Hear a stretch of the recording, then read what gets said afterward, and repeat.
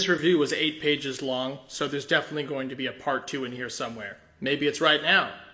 Who knows? That's for future me to decide. Our issue begins with what are familiar, echoing words in the series thus far, with the question, "Would you know more?" addressed by our nameless narrator, who is a nostalgic reminder of the golden age of comics in tone. I make mention to this question because it feels like at this point in the story that this question has taken on a sharper, more pointed edge, subtly revealing that we, the reader, are somewhat responsible for Thor's escalating plight as we engage with and demand more of the King of Asgard via the greatest facet outside of his control, his story. However, perhaps the ominous characterization of these words doesn't quite fit, as we are next told that this story doesn't involve Thor at all, but rather those close to him and his kingdom as he departs into the spaceways seeking advice for the recurring Utgard problem. Focus instead rests on Magni, the miraculously revived son of Thor from an alternate timeline, as the Enchantress wished him back to life using all-powerful magic and the aid of Thor, who she characteristically manipulated into helping her. Magni discusses his bewildering presence in this reality with Sif, who muses about Magni's future as the rightful heir to the throne of Asgard, a title that Magni quickly renounces, citing his fundamental unfamiliarity with this entire reality. Most of all, this enterprising version of Asgard that is not the ancient ruin that he knew it as. In order to remedy this perception, Magni tells Sif that he desires to venture across the realm and perhaps find his rightful place after all. Meanwhile, we see the Enchantress, ever watching from her lavish chambers, a stunning page layout that is immediately stylistically reminiscent of Walter Simonson's unparalleled work on the Thor title. The Enchantress, too, muses about her son Magni's incursion into this story, more specifically about the line of succession and her connection to the throne. She is interrupted, however, by the arrival of a figure at her doorstep, her cursed, once-dead lover, Scourge. Having recently come back from the dead with the help of the Roxxon Corporation after sacrificing himself in vain for the Enchantress, Scourge vowed to aid the Roxxon Corporation in stealing Thor's death, as a potent form of revenge. Two things are made certain by Scourge's conversation with the Enchantress in this issue. The first being that he is still regrettably in love with her, and second, that Thor is equally to blame for his untimely death, proving that Scourge's fervor for revenge has not been quelled as it has in Amora. Cutting away from Scourge as he considers the best course of action in order to exact his revenge, we catch back up with Magni, who holds the Twilight Sword of Surtur high into the air as he questions the General of Asgard, Beta Ray Bill, about his history. I was sad to see here that there was not an editorial note about Bill's acquisition of the Twilight Sword in his own spectacular solo series from Daniel Warren Johnson back in 2021, which is long overdue for a follow-up installment. However, the sheer inclusion of Beta Ray Bill in this issue, and the spectacular artist behind his pages, is sure to sate the most diehard fan of the cult favorite character. Bill, it seems, was not aware of Magni's strange rebirth or his alternate history, but Magni assures him that even in his timeline, the name of Beta Ray Bill was synonymous with heroism. However, Bill finds no comfort in Magni's words, spiraling emotionally again as he wonders if there is truly a place for him in the universe. He appears to Sif in an absolutely stunning page from talent Juan Ferreira, pondering his existence as neither a human, nor a god, nor the lover he wishes he could be to her. As Bill departs, Sif's inherited all-seeing gaze takes us far away to the land of the dead, where we discover a brooding Odin who only wishes to talk to his son rather than participate in the eternal celebration. As he laments to a stranger, he is approached by Eric, the Enchantress's deceased son that she initially told Thor that she intended to revive, as he informs Odin that there is a knock on the gates of Valhalla. Outside, we discover the Enchantress, though disguised as the mighty Valkyrie at first, hoping to be admitted for one last chance to speak to her son, the son she didn't save.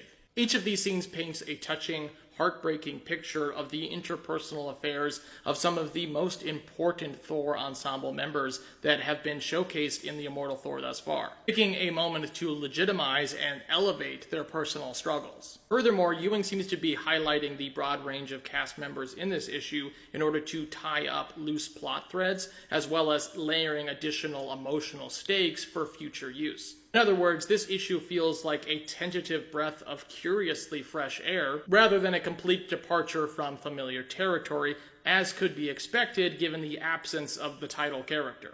Ewing astutely plants seeds for future development in the latter half of this issue. First giving us a confounding glimpse into the fate of Heimdall and Hermod in the Endless City, where they are besieged by rocky, mannequin-like creatures as Heimdall cries, "Nurgle rises, Thor must be warned," before cutting back to Scourge's plot as he approaches the Asgardian living quarters of the refugee Greek gods Athena and Zeus, who are currently entertaining a dreaded guest, Thor's sibling Ullr, the god of doom. Athena and Ullr seem to prophetically agree that an impending doom is headed Thor's way, as the haggard, aged Zeus rambles forebodingly about darkness and the turn of the wheel, before being interrupted by Scourge's arrival.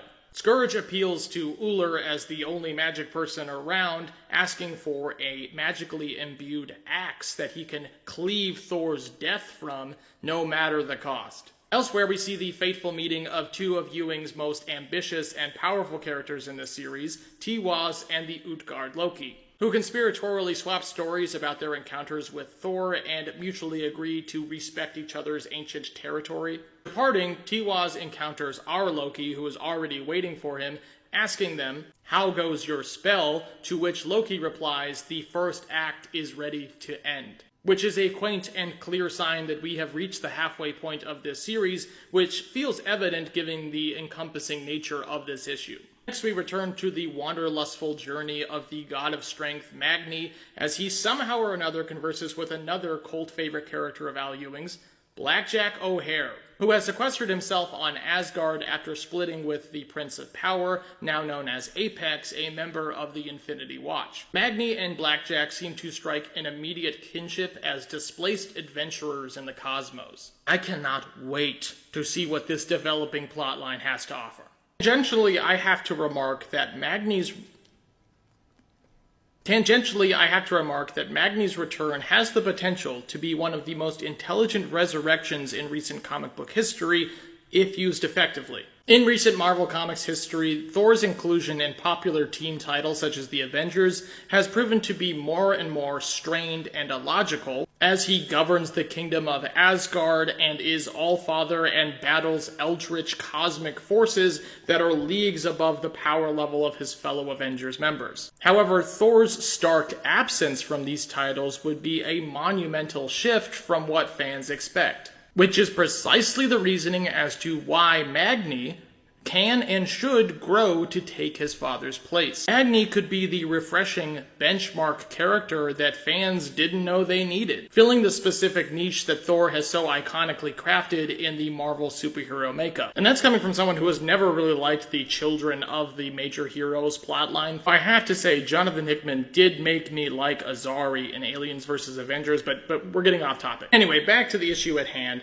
In our final pages, we see Scourge retrieve the promised blood axe from Ullr, again reiterates the nameless, terrible price that Scourge has incurred. As Ullr prophesies about the fated turn of the wheel, he sees what Sif sees in that moment. The appearance of the titanic wooden wheel of the Utgard Thor appearing in the sky above the Rainbow Bridge, heralding the return of the Utgard Thor to the shores of Asgard. With this issue, Ewing succinctly summarizes the evocative plot and themes of the Immortal Thor, while still providing fans with twists and turns of the wheel, with an entirely unique entertainment experience that exists at a particularly pivotal moment in the extended transitionary moment for Thor in comics history. Ever since the conclusion of Jason Aaron's generation-defining chapter of Thor in the War for the Realms, the God of Thunder has struggled to establish his fated place as King of Asgard after decades of promised ascension.